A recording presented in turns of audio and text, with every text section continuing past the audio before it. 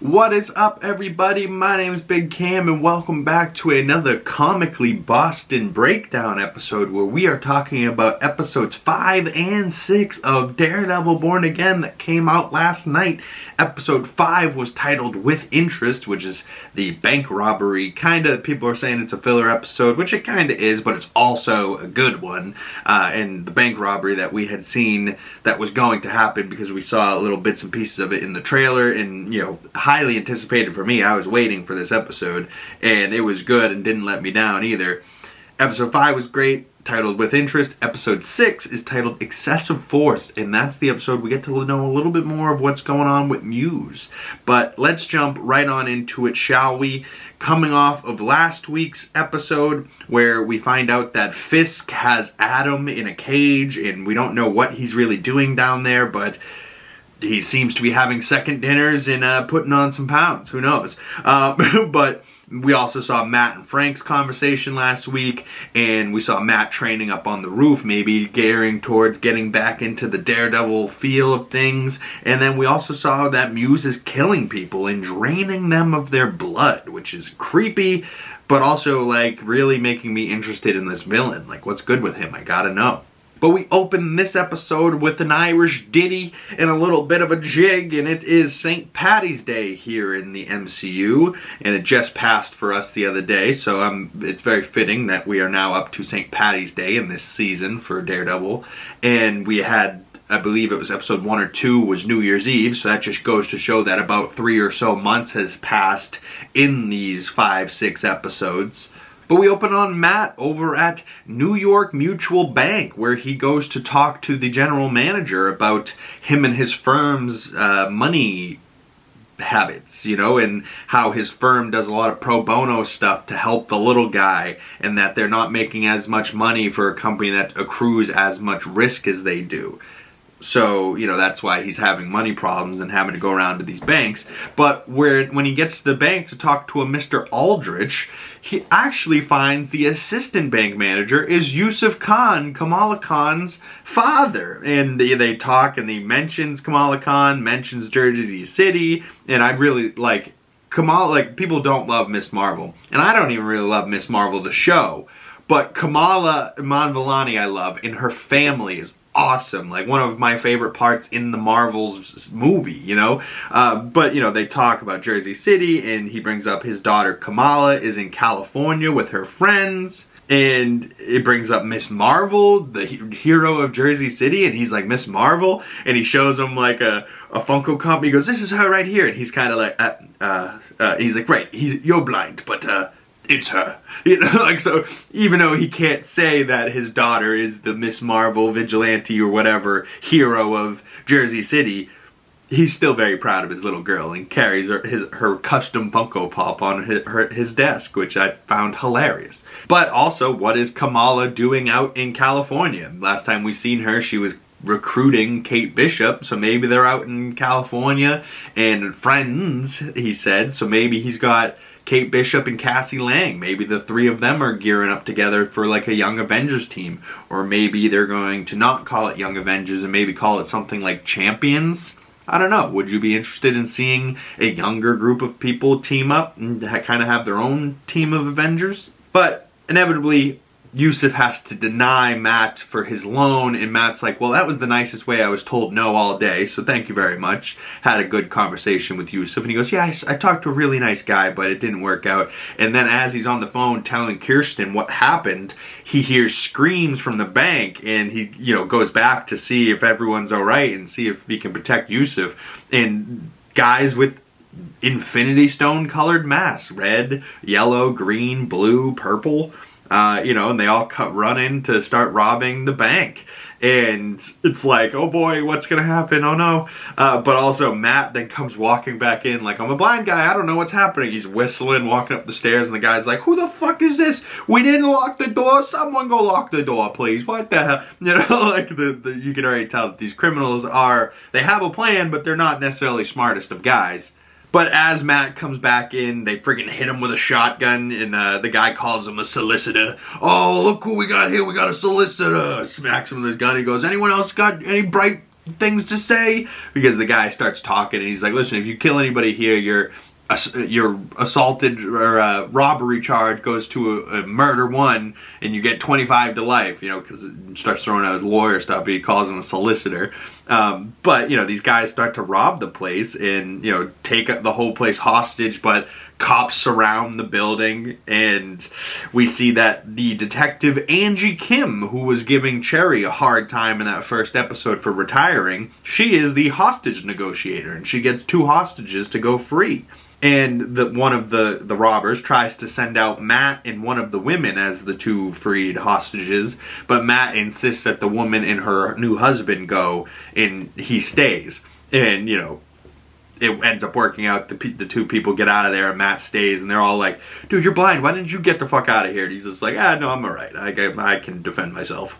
You know, like, everyone's just kind of like, what is with this blind guy? Like, he has so much balls. You know, like, man without fear. Like, everyone's cowering in fear. Matt's just standing there blind, just like, guys, don't worry about it, I got these guys. Like, but we see Matt, you know, doesn't sit down, he's standing there, and the guy in the red mask points a shotgun at Matt's forehead, and Matt's like, listen, I gotta go to the bathroom. And so the guy in the red mask has to take him to the bathroom, and at the same time, Yusuf is getting brought down to the vault to open it, but Matt and him know that Yusuf can't open the vault, only the manager can do that. So Yusuf's just going down there, you know, because he's trying to give them what they want, but like, he can't actually give them what they want, so he's just trying to buy time, and Matt has to take out the red mask and go save Yusuf. And the scene where he's taking out the red mask, because he's got to do it without making as much noise as possible to notify the other guys, you know what I mean, alert them. So he's taking out this guy, trying to like hold his mouth to keep him from screaming, and you know, like choke him out, and then the gun drops, he's got to like hold the gun, choking him out with his legs, they're falling down a staircase while he does it. I was like, it felt really real, but also like cool way to like show a fight where it was like, why is this fight so quiet? And it's like, oh yeah, he's trying to go to the bathroom and not get caught by these other guys and get these hostages killed. And, you know, Matt shows some impressive ingenuity there and impressive fighting skills. I don't know, impressive stuff there, Matt Murdock. I love seeing the Daredevil side of Matt Murdock, but as the lawyer, right? Like, he's not suited up as Daredevil here. He's just looks like Matt Murdock. He's dressed as a lawyer. He looks just like a blind guy. And all of a sudden he's beating ass. And you're like, yeah, dude, fuck yeah, Matt Murdock. Kill him! Like, but so Matt goes to save the guy, and the green mask upstairs starts to call down to his guy like, hey, what's the holdup down there? And we get Charlie Cox doing an Irish accent, right? So he's British, doing his Matt Murdock New York accent, and then he's doing Matt Murdock doing an Irish accent. I don't think people comprehend how difficult this is, but he does a great job because here's his Irish accent. I needed the bank manager to be sufficiently motivated to open the vault. He is now. We're almost in. Why are you talking to me then? I needed the bank manager to be sufficiently motivated. He is now. You know, like just the way he said it, I was like, so Irish, I love it. Oh God, Matt's the best. But then, you know, Matt has to break into this bank vault, and Yusuf's like, you can't just break into it like it's a piggy bank, like the one I got Kamala to instill the value of savings when she was a kid. And as Matt's like using his magic hearing fingers to break into the safe, he's like, did it work? And she's like, did what work? Did it instill the value of savings, the piggy bank? And he's like, oh, I don't know. We try to impart what we know to the next generation, but we try to protect them from what they can't see. And just as he says this, Matt unlocks the not being able to see, unlocks the fucking safe, and you're like, oh man, Matt's the best. And this is where we get the line of, you know, Yusuf looks at him and goes, what kind of lawyer are you? And he goes, a really good one. And everyone thought this was like, in the trailers, Matt saving Yusuf in like his apartment or something. No, they're breaking into a vault at the bank. Like, what?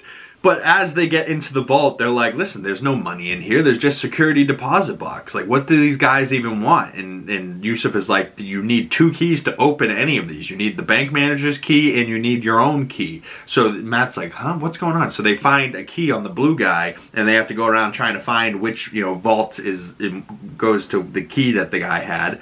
And Matt brings up his mother for a quick second. Yusuf goes, did you have a good relationship with your mother and father? I think, because he was talking about Kamala so much. And he goes, my father died when I was just a boy, and I never knew my mother till much later in life. It brings up his mom, who we learned was his mother in season 3, so maybe she's still alive, maybe makes an appearance at some time. Sister Maggie from St. Agnes, who knows? I would like to see her back. We know, I pointed out in one of the last videos that he's still wearing the cross that his mother gave him in season 3. But they end up finding a giant diamond stone, and it almost kind of looks like the Mind Stone. Like, it's yellow and perfectly square.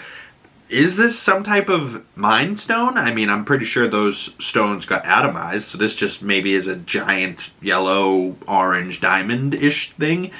It looks pretty, but, I was sitting there going, is this the Mind Stone, huh?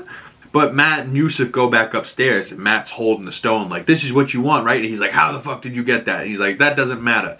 The cops haven't called you to negotiate anymore, have they? That's because they're not. And Matt can hear that the cops are about to rush in from outside. And the guy's like, you put down that stone, I'll give you 3 seconds. And he's about to shoot him. He's like, 3, 2, 1. And as they are about to shoot, Matt throws him the stone.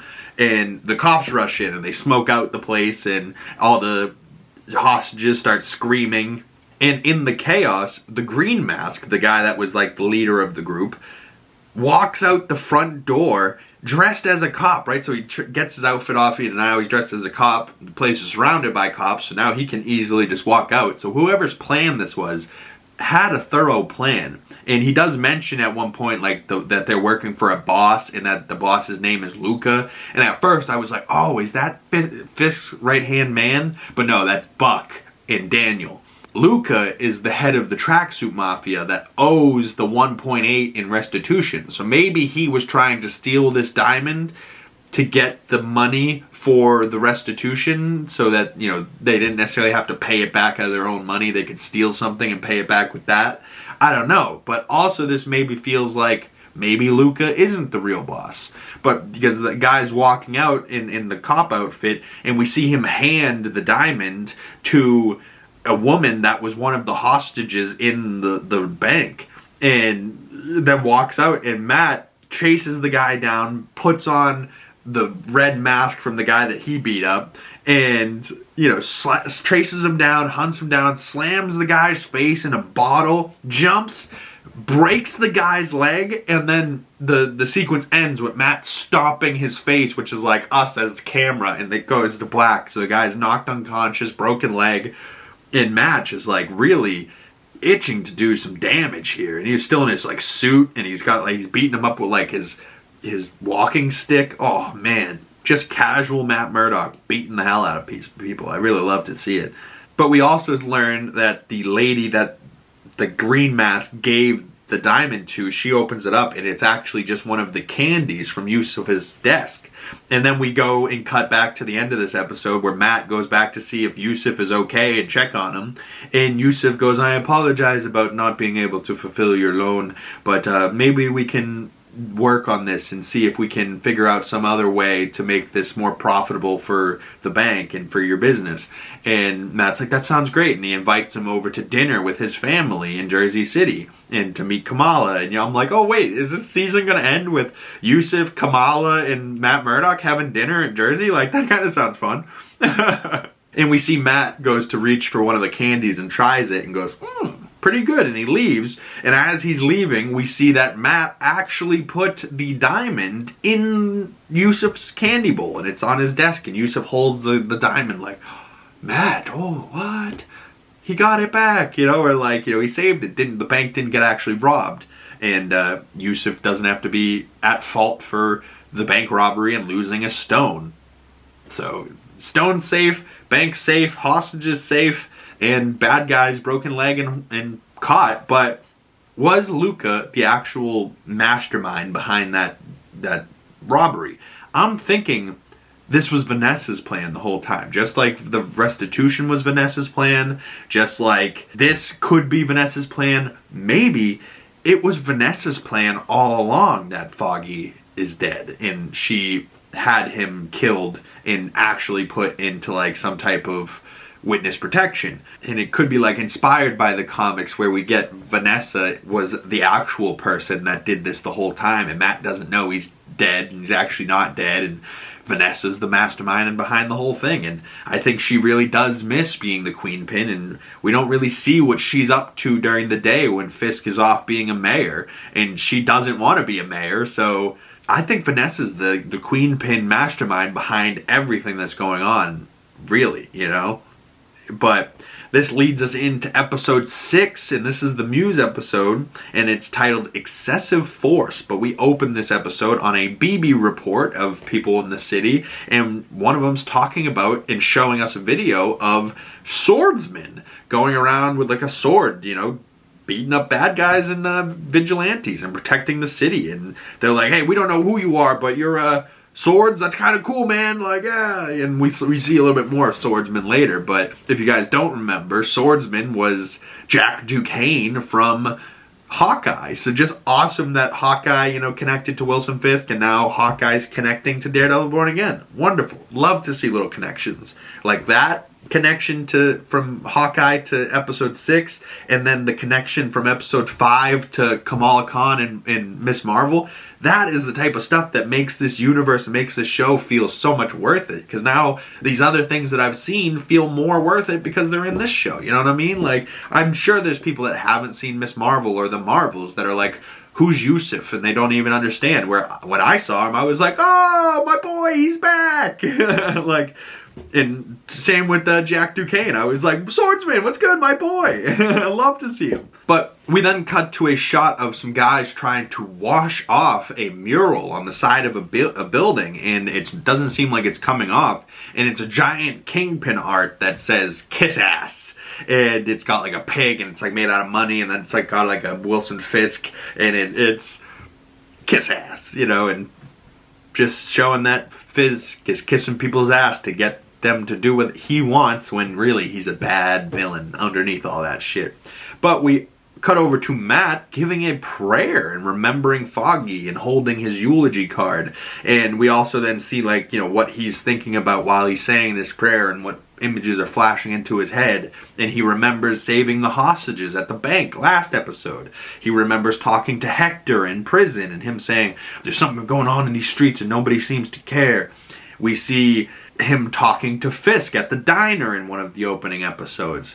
And then he remembers the guys he was fighting at the bank and breaking that guy's leg. And then he remembers fighting the corrupt Officer Powell in that apartment, saving that witness. And then he remembers throwing Bullseye off of the roof. And right before he hits the ground, he just goes, amen, and puts down the card. And Heather walks in like, you pray? Like, and he's like, yeah, you know, I've gotten away from it in the past, but I always come back to it. And I was like, Jesus, wow, what an opening for Matt. And we're kind of cross-cutting back and forth between Matt and Fisk in this opening. But we cut over to Fisk at his office, and we see Luca from the last episode is the tracksuit mafia boss, Luca, that owes Victor 1.8 in restitution. And he comes to tell Fisk to shove that 1.8 up his ass. And Fisk decides, okay, 2.8, 1.8 to Victor and 1 to me. And now your tax is another $1 million stronger. Ooh. But then Heather tells Matt that she's writing a new book about vigilantes. Why do we revere the mask? And she's exploring, you know, is the mask what makes them an animal, or is it the animal underneath and the mask just gives them an outlet to bring it out? And, you know, and the points she's making are very much so the things that Matt struggles with, being a vigilante and being both people. And she's like, you know about vigilantes, right? Like, you worked with some in the past. Would you, you know, maybe connect me with somebody like, I don't know, Frank Castle? And Matt's like, you want to interview the Punisher? And she's like, what, not a good idea? And he's like, no, solid idea, really solid idea. And I don't know if he's being sarcastic or not, but I was like, don't tell her to go to the Punisher, you psycho. That's not good. But then she says, okay, if not the Punisher, maybe Daredevil. Maybe he'll do an interview. Matt's just sitting there like, yeah, sure. You know, like, I'm not him. I don't know. Maybe I'll have to talk to him. Like, and, you know, all this is happening while cutting back and forth from Fisk dealing with his kingpin side of stuff, with Luca in the mob side of things at his day job, where he's trying to keep those separate. And then Matt struggling to keep Daredevil out of his mind and out of his life. But secretly, I think Matt lives for the fight and longs for the fight and really wants to bring Daredevil back, just like all of us want to bring Daredevil back. And maybe by the end of this episode, he's back, baby. But that then cuts us over to the intro, the great intro of the marble cracking.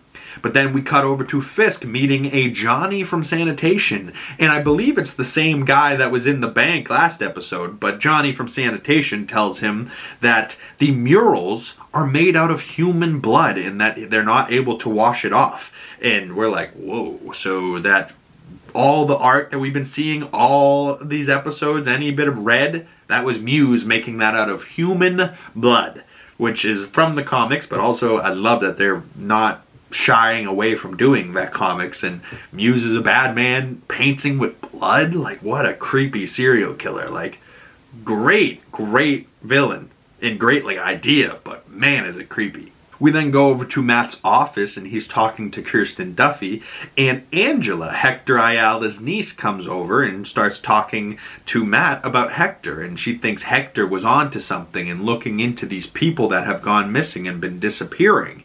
And she says the same thing Hector does. It seems like nobody cares, and, like, you know, she clearly seems to want to take over Hector's mission, and this is what he would want. He wouldn't want me to just go home. He would want me to, you know, fight and do what he was doing.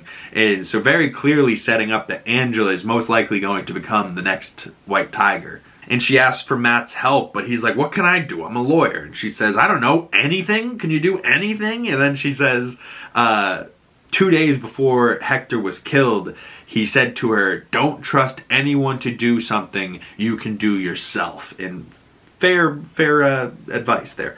But we then see the graffiti mural arts, and we hear that they have mixed blood into the paint and then epoxied on top so that they can't wash off. So Muse has thought through this little what's going on here. You know what I mean? Like, he's thought through them having to deal with it after the fact. And he's like, no, if I put this paint up, it's staying up, baby. And, you know, he's sending messages across the city with this art. You know, some of them say triggered, some of them are fuck Fisk, some of them are, you know, murals that show Fisk's two sides, his darker half and his lighter half, you know. And we also then find out that the murals that they know of are at least 12, 8 team confirmed IDs of blood in those paintings, and they've discovered at least 5 IDs per painting. 5 times 12 is where they get the 60 potential victims that he has. And then they're going and saying, hey, there could be some other art around the city that could have been his stuff from earlier that's yet to be confirmed, but, you know, it could be his stuff, so that would just lead to more victims. And you're like, holy shit, Muse has been busy. But Fisk then says, when the sanitation department finds out there's a serial killer before the NYPD, maybe it's time we switch up the protocols. So Fisk is going to use this Muse, you know, panic and violence as a tool for himself, and a tool to take back his city, and what he does is not so good. We then cut over to a club where Muse is putting up some new art, and 2 girls walk up to him and say, hey, are you Muse? Can we grab a picture? You know, not to post, we just want to say, like, a art with his artist. And Muse turns around and finds 2 new victims real easily, and I was like, Jesus Christ, this is so dark. But apparently this is a thing from the comics, and he's putting up a, we love me, you love what? I do. And it's like a Punisher fucking Muse art, and he's got hearts around Punisher, and some girls ask him for a picture, and he's like, my pleasure, and takes a picture with him, and it's like, that's, I wish that happened in this episode. We still haven't really heard Muse talk at all. Right? Like, he didn't talk in this episode, but we saw him and got to see him fight, and we saw and learned more about his art. But, man, Muse, dangerous. We then see Fisk tells Vanessa that he raised Luca's tax, and he says, you know, politics are new to him, but the principles are the same. find out what they need and provide it. And she goes, no, but not tonight. Tonight you need to get the wealthy to donate to your cause. That's a lot harder than finding out what they need. All they want is to know that you need them and need their money, and that makes them happy and feel needed. And, you know, he's not used to that side of things. But we also see that Jack Duquesne is one of Fisk's wealthy buyers at this gala, and he tells Fisk not to underestimate the people in this room, and if he does, underestimate them at your own peril. And he's like, is that a threat? And he goes, no, more like a warning. So, you know, Jack straight up threatens Kingpin. I don't know, Jack might be dead sooner rather than later. But if you guys don't know, Mr. Jack Duquesne here is from Hawkeye, and he was like dating Kate Bishop's mom, and who Kate Bishop's mom should be in jail. But I really loved the actor Tony Dalton, might be his name. Either way, Jack Duquesne, the character, I really loved in Hawkeye, and I'm so glad to see him back in Daredevil Born Again, and hopefully we get more than just this quick little cameo. We also then see that, you know, Vanessa's helping Fisk put on his jacket, and the jacket rips, and he goes, oh, they're not fitting like they used to. And Fisk has been eating too many of those second dinners when he's going to beat up Adam, because he's definitely getting heavier and getting bigger, and maybe he's doing this all just because Matt's comments in that at the diner earlier. I can hear your step, you're lighter on your feet, and Fisk was like, I want to be a big boy again. I want to be heavy on my feet. Screw you for saying I'm light on my feet. And I did say in the earlier episodes that Fisk did look really skinny and light. So just the fact that he's got these big, heavy footsteps, he's ripping jackets again, like, our boy Fisk is heading back to the muscle, baby. Whoa!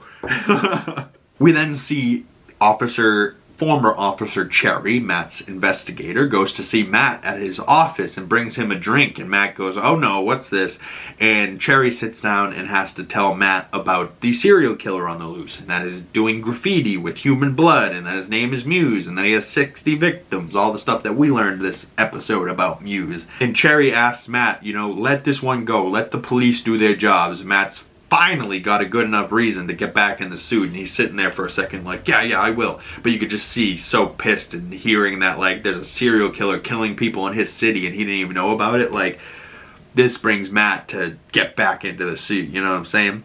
But we then see Fisk and his guys, Buck and Daniel, show him all of the Muse murals and going through the pictures of this, and they're like, this was in the NYPD files. And how they have it, I don't know. But either way, they're showing Fisk the files. And Fisk says, we can use this. So he's going to weaponize Muse's fear that he's putting into the city and use it for his own gain. Just like what Fisk always does. You know, if there's a problem, he's going to find a way to get a solution out of it for himself. But we cut over to another BB report in the city, and people saying that they do not feel safe with Muse on the loose, killing people and making art out of their blood. You know, that's really creeping people out in the city. But then we see Fisk talk to that, you know, commissioner, that Gallo that he's got under his thumb, and we hear Fisk wants to start an anti-vigilante task force with all of the NYPD's bad apples. And he's opening it up, going through files, and he's like, oh yeah, they'll have these are all the bad apples. And Fisk is like, and this task force will have all of the special privileges that they deserve, like overtime, and they don't need to wear body cams, and you know, and it's like, oh no, Fisk is creating an army of bad apples just for himself to do his bidding, you know, like, ooh, not good. But then Fisk goes to meet his new task force, and this includes a Officer Cole North, who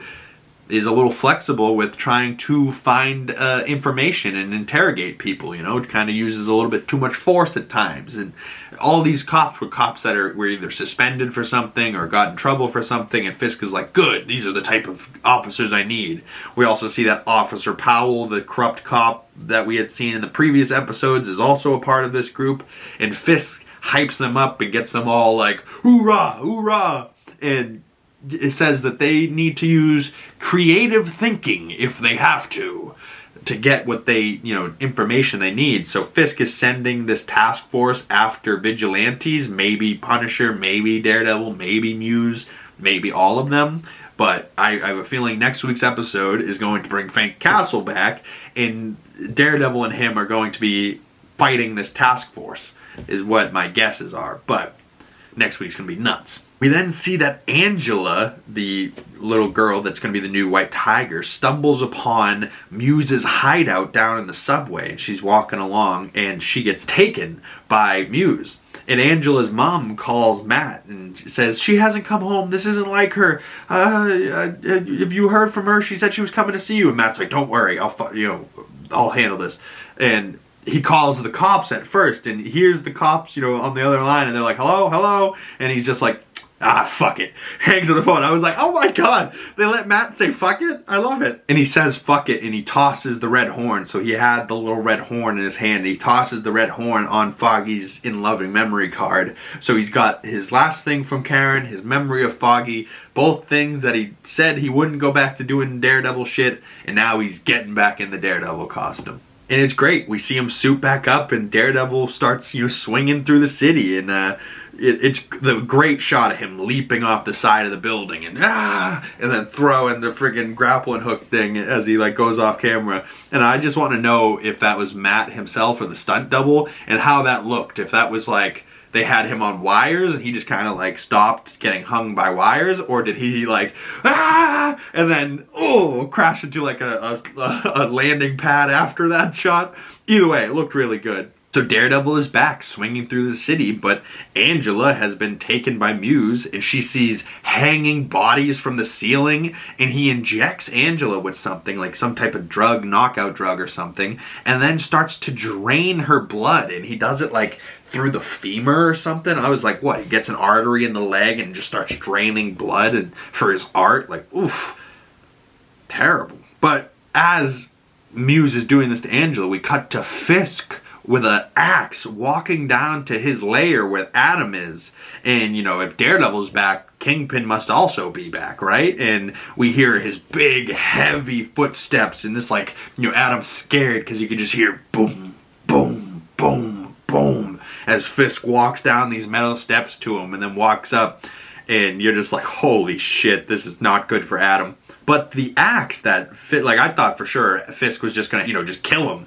But Fisk throws the axe at Adam and opens the cage and says, yes, a simple tool, but in a fight could be the great equalizer. Right? So he's trying to give Adam a fighting chance here and think he has a fighting chance against Fisk. But as this is happening, we get a shot of Daredevil running full speed down the subway at Muse. It's a great shot of it.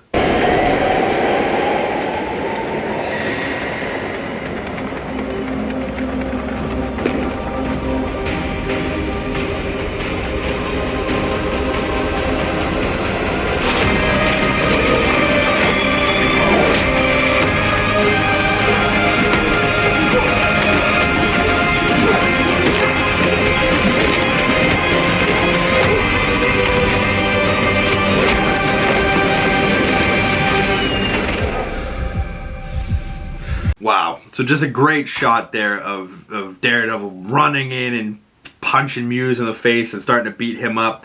And there was the great shot of that, of Muse's face in the red lights of the train pulling by as they light up his eyes and the blood around his eyes. And I was just in love with this shot. Muse's costume is so simple. It's just all white, a beanie cap, black suspenders, and then just blood drips around the eyes and blood drips down the mask. And it's it works. It's so creepy, but it works. And this was comic books. Normally, sometimes the comic book costume and the suit in real life doesn't correlate. This time it did. Muse's costume looks sweet. But I have the whole Daredevil Muse fight here, so let's take a look at what Daredevil does to Muse.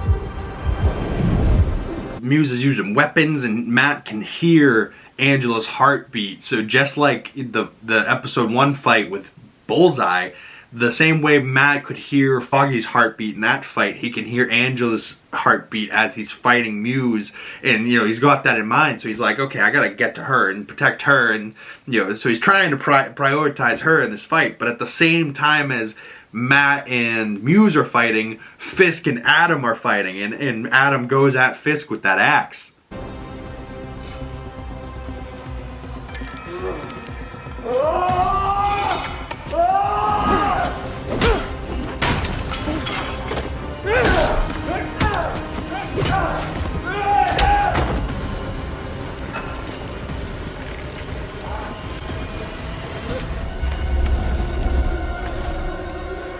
Oh man, that rollover shot of Muse, like he's knocked down on the ground, he just rolls over and the camera rolls over at the same time. Great shot. But you see there, Matt is trying to prioritize, getting the blood not draining from her body anymore, and trying to save Angela in the process of fighting Muse. But this gives Muse a second to get back into the fight.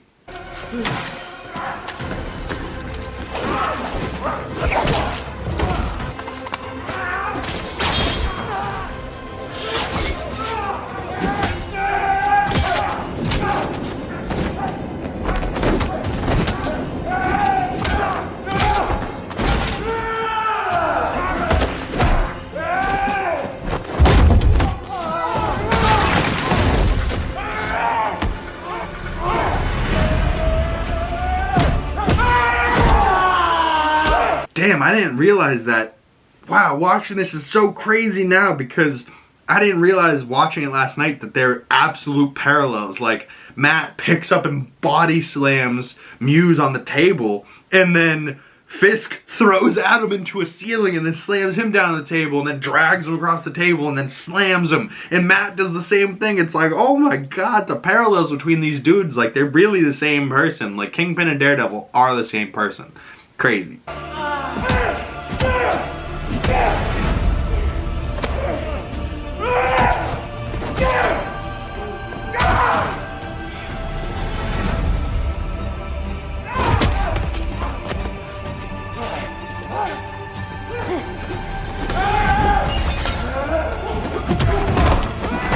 Oof.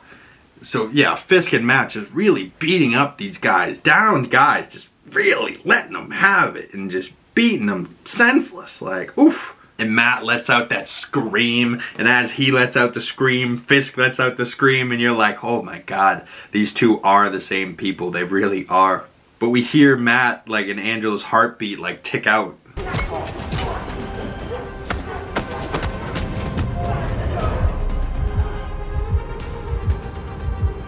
As Daredevil's fighting Muse there, Angela's heart's starting to like fade away, and then it stops, and Matt has to hang, physically, ties the rope around Muse's neck and hangs him until he goes unconscious, and then rushes over to Angela and gives her CPR, bringing her back to life.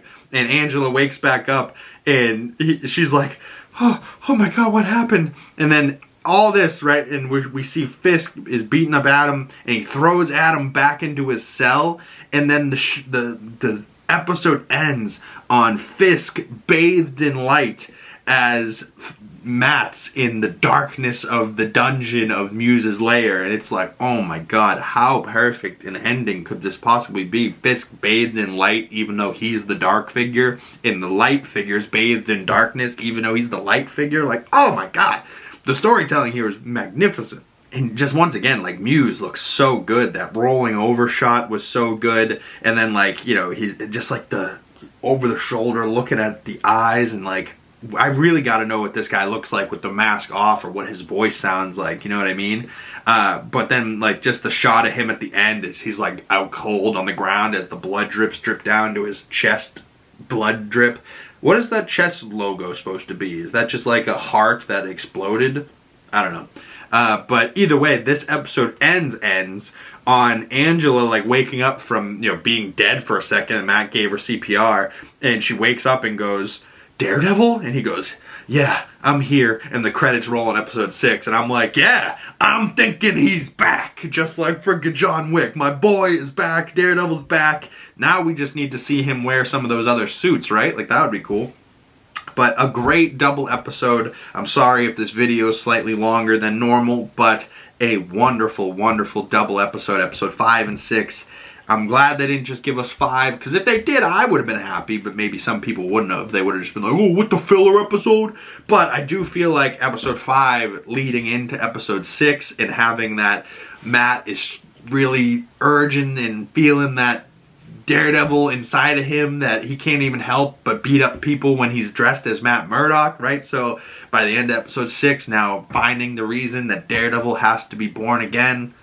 Here we are into the remaining, what, 7, 8, 9, 3 more weeks to go.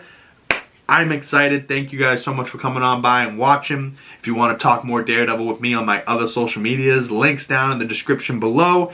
And if you want to support the channel, the best way to do that is liking this video, commenting below, subscribing if you haven't already. Make sure you hit that bell so you get future notifications when videos come out, and hit that bell, you get the notifications. Share this video with a friend. Do all the things to help me get into the algorithm. I really appreciate you guys. Once again, my name is Big Cam, and I will see you beautiful people in the next one. Peace!